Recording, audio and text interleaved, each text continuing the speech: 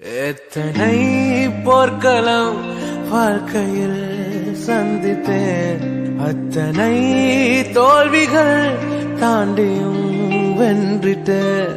பேதையாய் இயேசுவை வாழ்விலே சந்தித்தேன், கொஞ்சமாய் சிலுவையில் நம்பிக்கை வைத்திட்டேன்.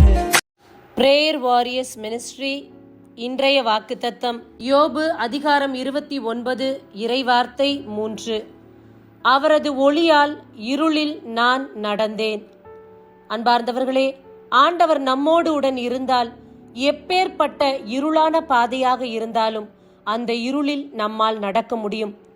நம்முடைய வாழ்க்கையில் இருக்கக்கூடிய போராட்டங்கள் நமக்கு இருளாக தோன்றினால் ஆண்டவரை பற்றி பிடித்து கொண்டால் எவ்வளவு பெரிய போராட்டமாக இருந்தாலும் நாம் அந்த போராட்டத்தை ஜெயித்து விடுவோம், வென்று விடுவோம்.